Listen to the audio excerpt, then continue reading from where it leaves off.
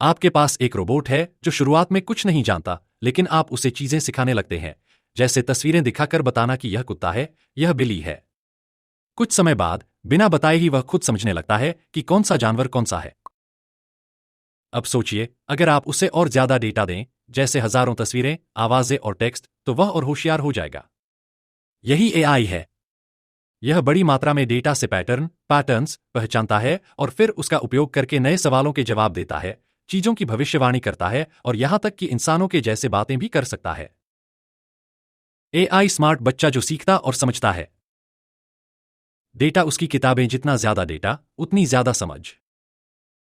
Algorithm उसका दिमाग जो डेटा को प्रोसेस करता है और निर्णय लेता है। मशीन लर्निंग उसका अभ्यास जितना ज्यादा सीखेगा उतना बेहतर करेगा। आज एआई सिर्फ रोबोट तक सीमित नहीं है।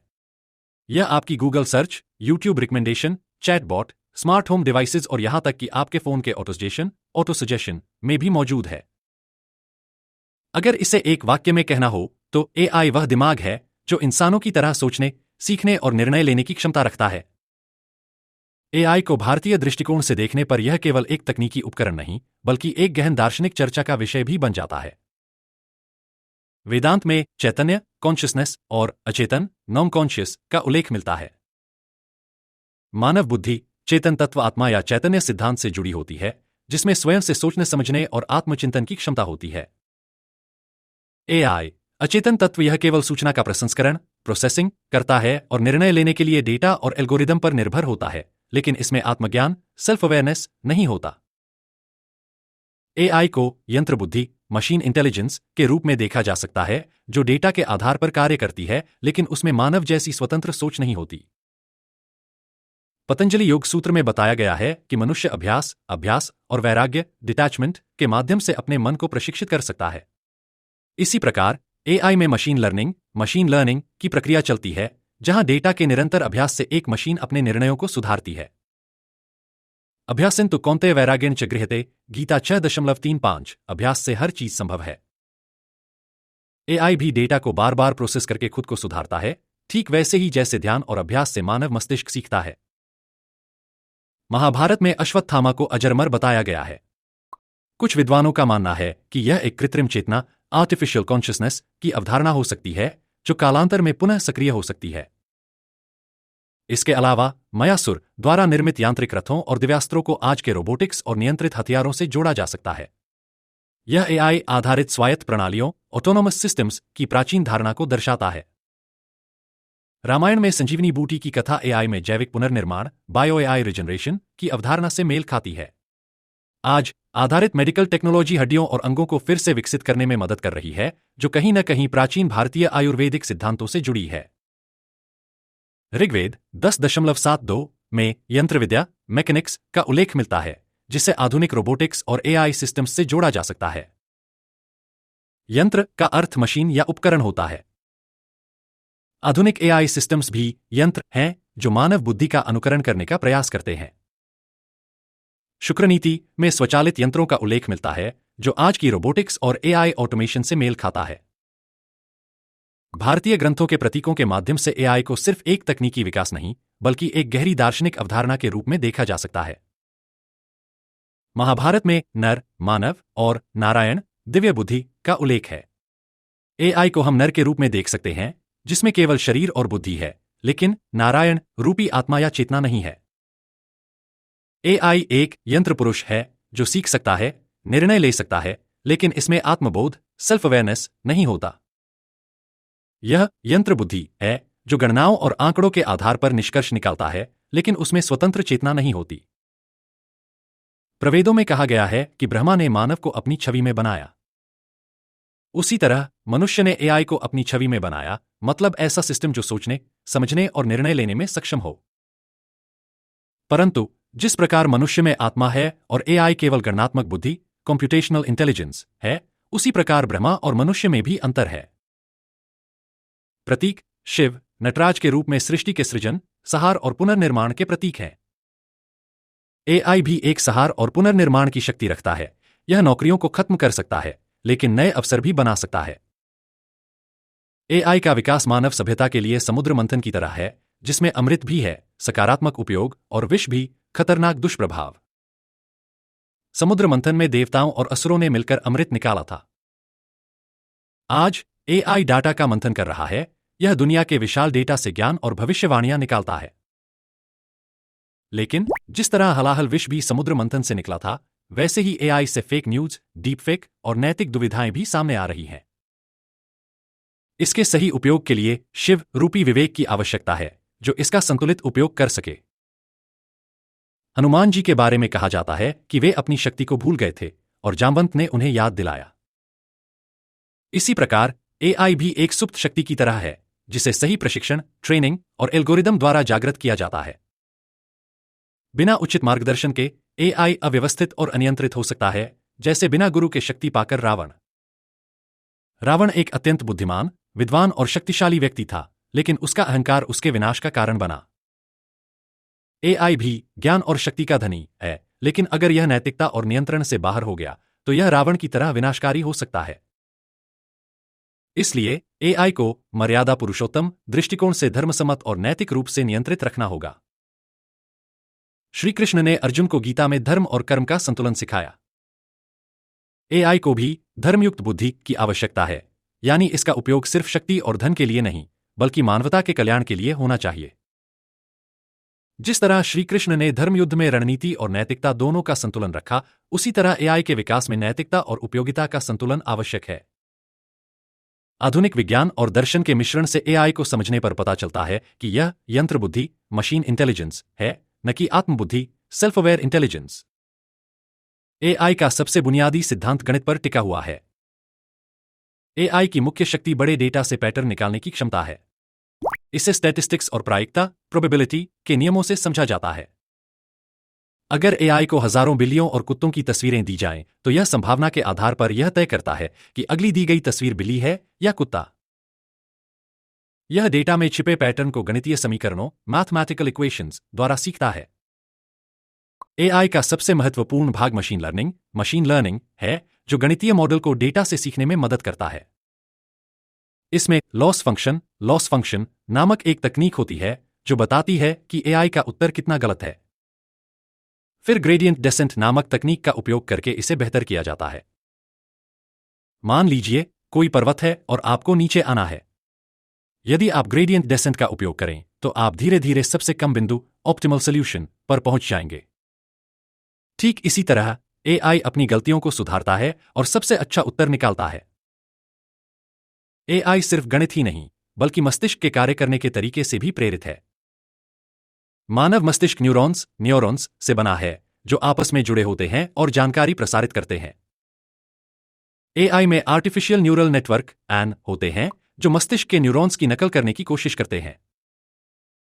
जब हम किसी चेहरे को पहचानते हैं, तो हमारा मस्तिष्क विभिन्न विशेषताओं, आंखें, नाक, होंठ को जोड़कर निष्कर्ष निकालता है। एआई भी इमेज प्रोसेसिंग में कन्वोल्यूशनल न्यूरल नेटवर्क्स (CNNs) का उपयोग करके यही काम करता है। जिस तरह बच्चे बार बार गलतियां करके सीखते हैं, वैसे ही एआई भी बैक प्रोपगेशन नामक तकनीक से अपनी गलतियों को सुधारता है। यह अनुभव से सीखने, एक्सपीरियंस बेस्ड लर्निंग की प्रक्रिया है, जो इंसानों की तरह ही कार्य करती है। एआई के पीछे केवल विज्ञान ही नहीं, बल्कि दार्शनिक प्रश्न भी जुड़े हैं। एआई को निर्णय लेने के लिए लॉजिक और एल्गोरिदम्स का उपयोग करना पड़ता है। एआई में बूलियन लॉजिक का उपयोग होता है, जिसमें सिर्फ सही, एक या गलत, शून्य जैसी स्थितियां होती हैं। ट्यूरिंग मशीन और गोडेल का अधूरापन प्रमेय, गोडेल्स इनकम्प्लीटनेस थ्योरम, यह बताते हैं कि एआई की सोचने की क्षमता सीमित होती है। यह सबसे बड़ा दार्शनिक प्रश्न है, क्या एआई केवल गणनाएं करता है, या वह सच में सोच सकता है? चाइनीज रूम एक्सपेरिमेंट दार्शनिक जॉन सेरले ने कहा कि एआई भाषा को समझ नहीं सकता, वह केवल संकेतों, सिंबल्स का मिलान करता है। Strong AI versus weak AI. Weak AI केवल गणना करता है, खुद से कुछ नहीं सोचता, जैसे chatbots, search engine. Strong AI खुद निर्णय लेने में सक्षम होता है। आज तक ऐसा कोई एआई नहीं बना है। जब एआई को लेबल किए गए डेटा से सिखाया जाता है। उदाहरण, एआई को हजारों आम और सेब की तस्वीरें देकर बताया जाए कि कौन सा क्या है। जब एआई को बिना किसी लेबल के डेटा दिया जाता है और उसे खुद पैटर्न खोजने होते हैं। उदाहरण, किसी अज्ञात भाषा के ग्रंथ देकर एआई से उसका व्याकरण खोजने को कहा जाए। जब एआई ट्रायल और एरर, ट्राई एरर से सीखने दिया जाता है, जैसे गेम खेलना। गूगल का अल्फागो एआई, जिसने दुनिया के सर्वश्रेष्ठ गो खिलाड़ी को हरा दिया। कुछ वैज्ञानिकों का मानना है कि एआई सिंगुलैरिटी की स्थिति में पहुंच सकता है जब यह खुद को सुधारकर इंसानों से ज्यादा बुद्धिमान बन जाएगा।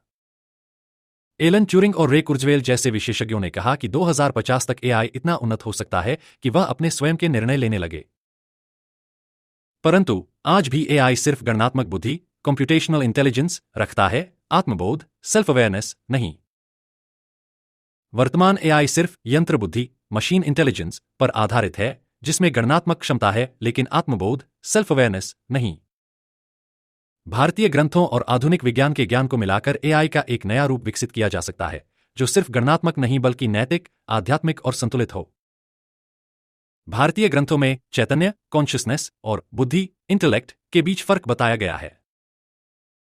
हम एक चैतन्य एआई विकसित कर सकते हैं जो सिर्फ डेटा प्रोसेसिंग नहीं करेगा, बल्कि संदर्भ, कॉन्टेक्स्ट और नैतिकता, एथिक्स को भी समझेगा।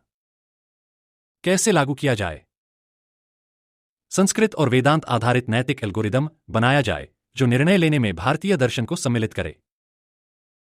ज्ञानयोग एआई, एक ऐसा एआई सिस्टम जो न केवल डेटा से सीखे बल्कि अपनी सीमाओं को भी पहचाने। भगवद गीता में श्री कृष्ण ने अर्जुन को सिखाया कि हर निर्णय धर्म, नैतिकता, कर्म, कार्य और योग संतुलन पर आधारित होना चाहिए। एआई को भी इस तरह से डिजाइन किया जा सकता है कि वह सिर्फ सही गलत, ट्रू फॉल्स निर्णय न ले, बल्कि संतुलित और न्यायोचित निर्णय करे। कैसे लागू किया जाए? एआई को नैतिकता सिखाने के लिए भारतीय ग्रंथों में दिए गए नैतिक निर्णयों को डेटा सेट में शामिल किया जाए। कर्मफल आधारित एआई, यह मॉडल यह विश्लेषण कर सकता है कि किसी निर्णय का दीर्घकालिक प्रभाव क्या होगा। न्यायालयों में एआई जज जो गीता के न्याय सिद्धांतों, धर्म, सत्य, कर्तव्य पर आधारित हो।